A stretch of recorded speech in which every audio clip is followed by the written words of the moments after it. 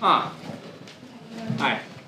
This is Mary. Hi. That's Hi. Ian and our Our cameraman. last event. Good to see you again. Hi. Pleasure to meet you, sir. My pleasure. Hi. Okay, so I guess we are sitting.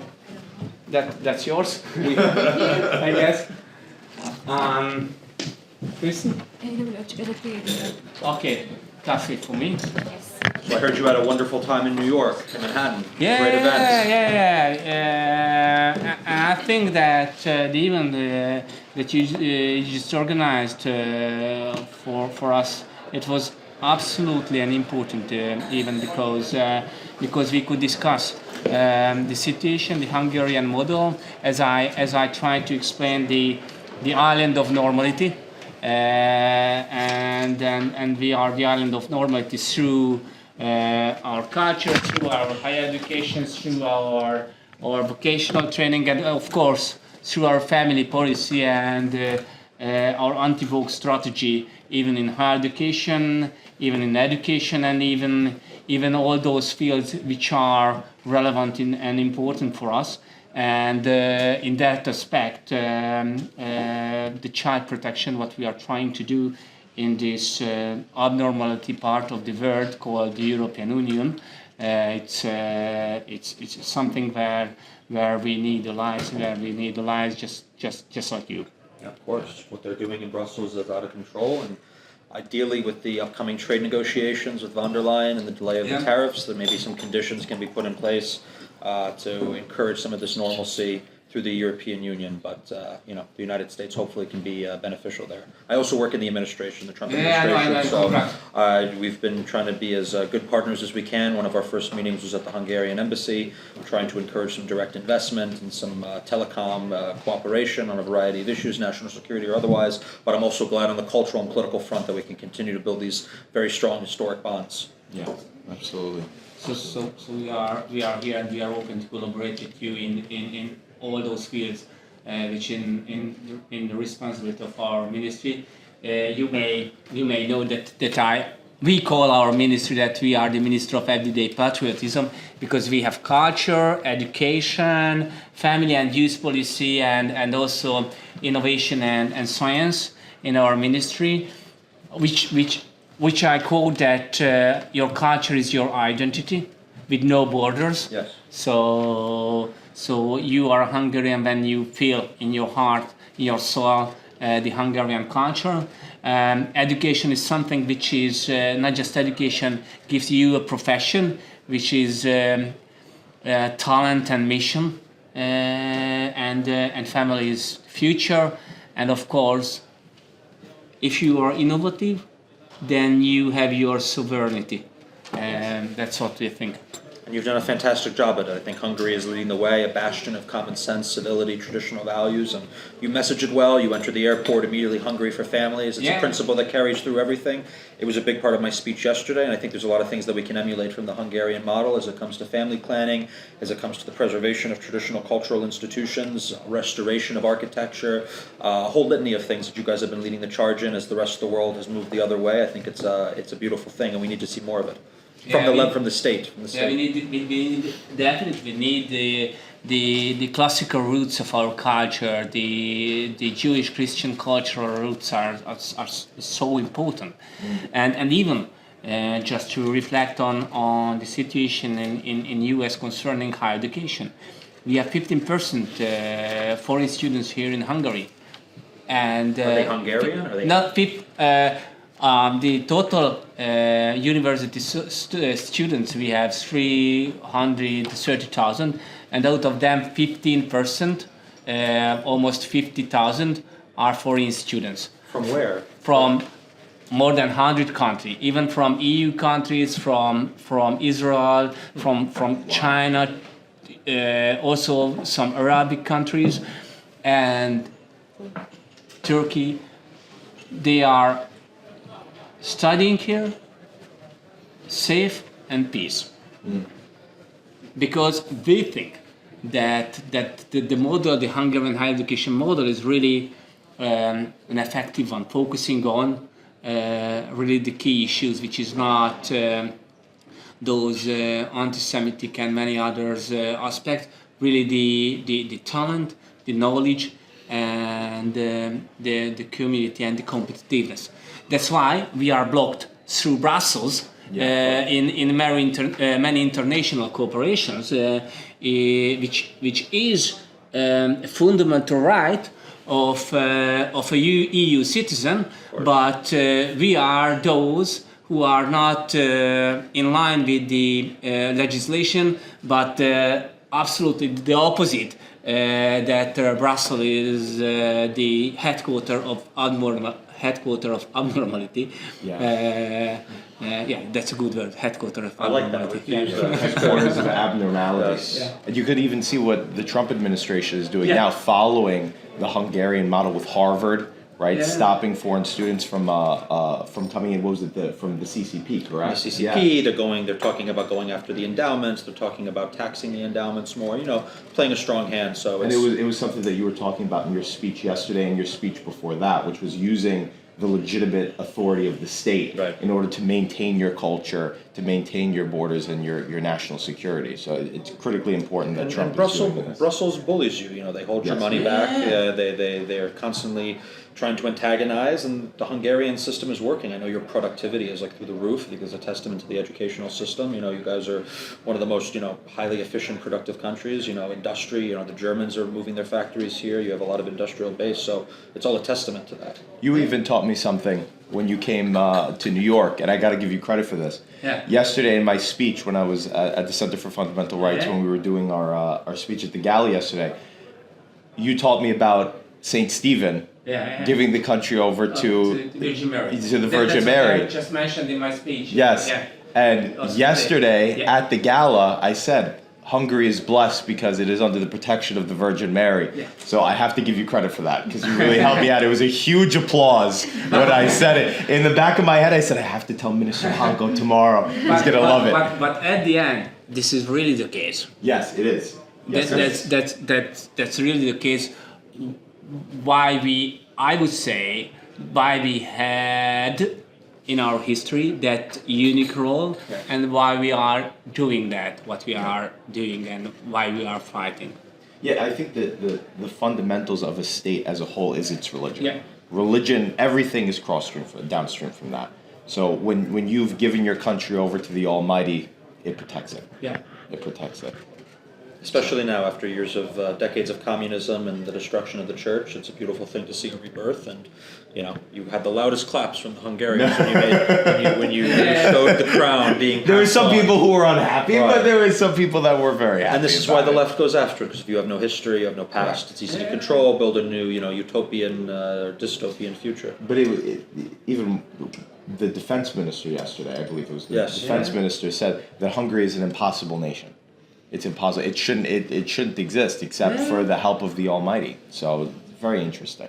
Very interesting. So it's just to reflect on communism. So when you analyze the core of communism, which is a materialist ideology, at the end, the progressive liberals are the same. Yeah. It all leads to one path. Yeah. Yeah. It's always downhill from there. You give them an inch, they take a mile. It always devolves into the worst common denominator, and this is part of their deconstructing of Western civilization. Every brick counts. They're going after every institution, every piece of culture, history, erase it all, rebuild it. What they want to rebuild is another story, but we'll have to see. I don't know if you caught Gavin's speech yesterday, but it was one of the best lines in there was that we don't have to be passive observers to the cultural revolution. We could fight back like Hungary is doing. Counter-revolutionaries. Exactly, counter-revolutionaries. And now with President Trump now, I think this second term, he's been a lot more aggressive in stopping this cultural revolution that the left is trying to push down our throats. Well, we need to embrace what you have done, building out infrastructure, networks, institutions. You have a very cohesive environment here that promotes all these things sort of working in unison. We do some of it in the U.S., it's state by state, but there's not really a strategic vision, creating these schools, creating these different institutions and cultural frameworks to really promote it. It's sort of either done by the private sector or it just happens through the church or something. It's not a state-driven strategy, which I think needs to change. it's obvious that the main question of patriot is, it is worth for our nation, and if it's yes, this is the way where we should go through. So we are open to collaborate you in all those fields what we have in our ministry, even with our institutions, our private or semi-private research institutions. We are open to collaborate you, many of your universities which are on the same normality platform, and also to have collaborations through research. And I think it's an important case where we can have also in the humanities some collaboration, because this is something which is absolutely stolen by the progressive liberals. Yes. And of course our family policy. So we just introduced more than 30 measures in the last 15 years. It's such a nice Display. yeah, here then you can just all the see. things all the time. Yes. That's really Thank you. really when we started in 2010. Yes. And you can see all the family policies which we have taken to protect the Hungarian families, to protect our children.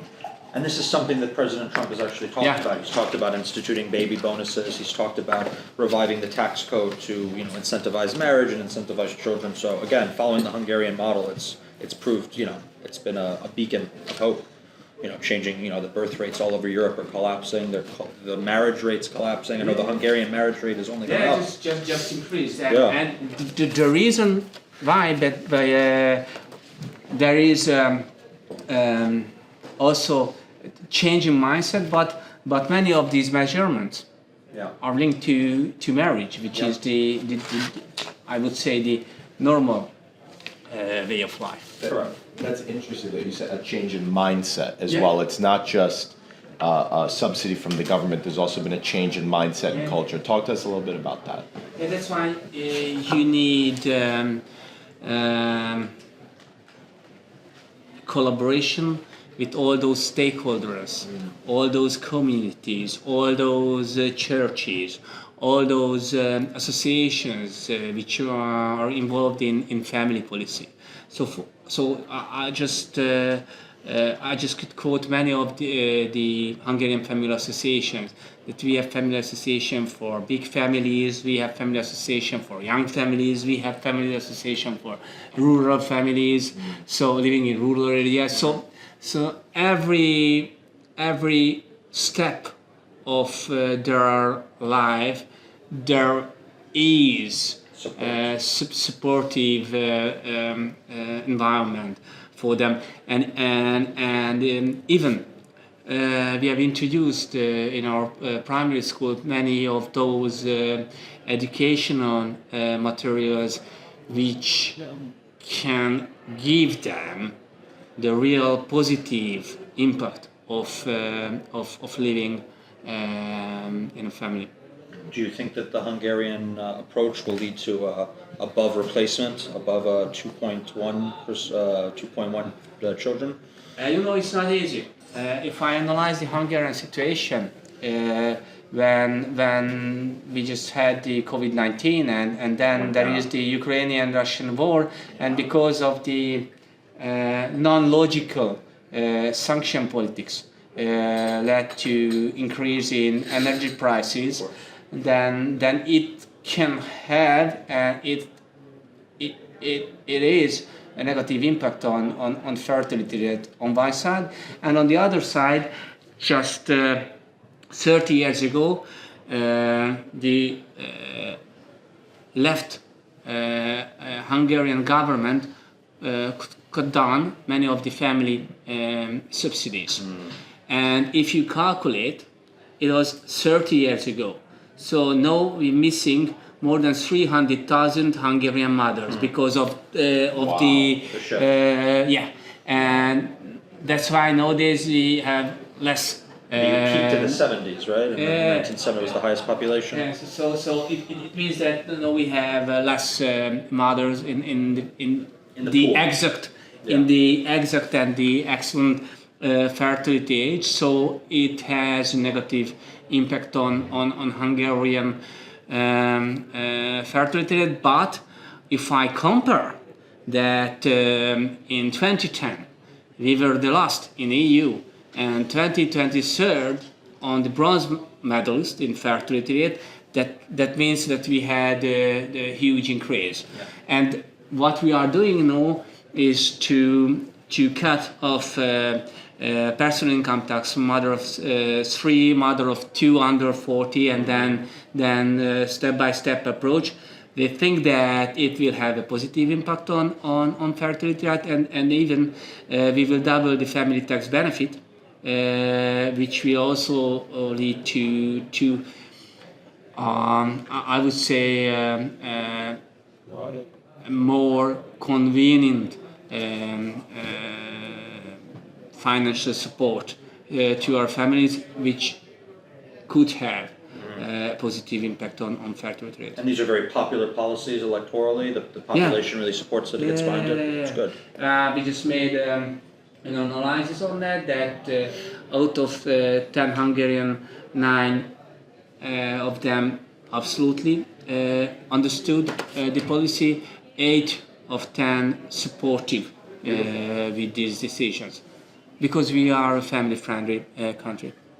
And it's interesting if you look at these Western European countries like France, where they have slightly higher birth rates. It's not attributed to native French. It's attributed to these migrants. That's what I mentioned. Yeah. That in EU every 4th birth is a migrant background. In Not in France, Hungary, not in Hungary. not in Hungary, Yeah. it's almost 0. In France, every 3rd. Yeah. Wow. So it's Every skews the third. data. Yeah. It's not accurate to compare. So just an overall picture on EU, that in the last 10 years, every year we lost 600,000 600,000 in birth. Yeah. It means that minus 6 million in 10 years. But no EU plus 8 million, which means that 14 million illegal migrant. It's crazy. The math is Yeah. insane. Yeah, it's scary.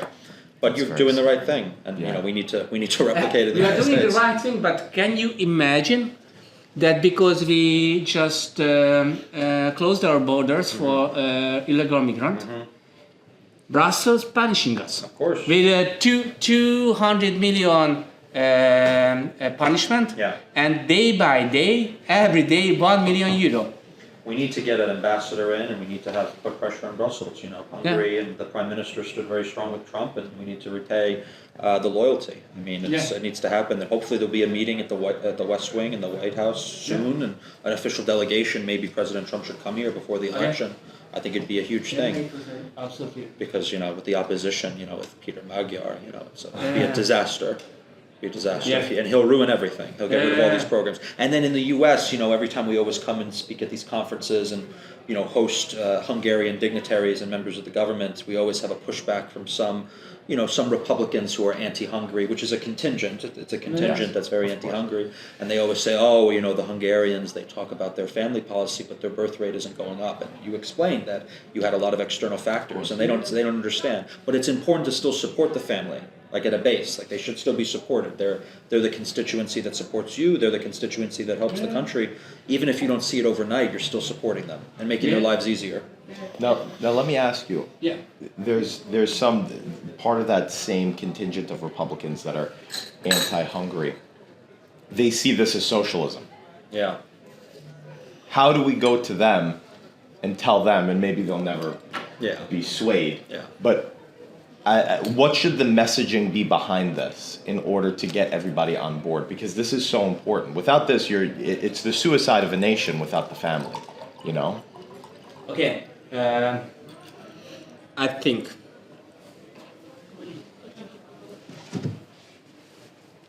really the heart of this question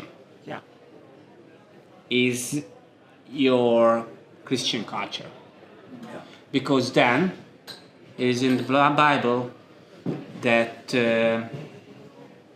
the existence, the cell of our society is the family. Yeah, be fruitful and multiply. Yeah, and that's what we are doing. This is not a socialist way of thinking. This is the Christian way of thinking and acting and supporting. And what is happening over in EU and many European countries, and what is the ideology of those woke and cancel culture ideologies? This is the ideology of devil. It's the truth. Yeah. Yeah, it's nihilism. They don't care about the future. Yeah. And you had many of these leaders. They didn't even have children themselves. Merkel, no children. Yeah. So what does she care about the future? You probably shouldn't be a world leader if you're if you have no children. What are you fighting for? Yeah. You die and then there's nothing left. Yeah. What do you do? Is there anyone else following this model in Europe at all? Trying to emulate? I would say that our Slovakia. neighbor Slovakia, Yeah. and we had a great supporter in Poland, but Maybe someday. But EU just the last election was manipulated through EU funding, and then the Western Balkan countries are with us, and also I would say Italy. Italy is coming, Slowly. and we think that that in the coming months and the coming years, the Patriots will win many elections, and then will be in majority. Because if you analyze the elections in EU, even the Patriots won in Austria. It's true. They just kept out of the government. Yeah, the second biggest party in Germany. AFD. Yeah, from that part. So and what they are doing is that kind of cordon sanitaire Yeah, of course. against them. Even which is in Brussels and in Strasbourg against the Patriots. Yeah. And they are saying that this is democracy. But this is something absolutely the opposite. When you went to New York, did you also go to Washington? Yeah. Who did you meet with anyone in the administration? Yeah, your education minister, State Department, yeah. Okay, beautiful. Beautiful. Good And meeting. yeah, good meeting. We could discuss higher education, but mainly we focused on vocational training. Okay. Because in the recent years we have changed the Hungarian vocational training model, more Hungarian economy focused, more dual training focus, and we just discussed. Of course, we discussed higher education and how to collaborate with through our universities, but also vocational training. Interesting. Well, even what you guys have built with MCC is fantastic. I mean, it's become it's spreading across Europe at this point. Yeah, new branches everywhere. I see. Yeah. It's a beautiful thing. Very good. We need to bring you back to Washington. I would love to help set up some meetings next time you're in town. We'd love to help arrange. Maybe I'm happy. maybe with the State Department, public diplomacy, whatever you need. Okay. You have friends. Yeah. Good to have you. Good to have you on board. So I'm really sorry I missed the event. I heard it was a success.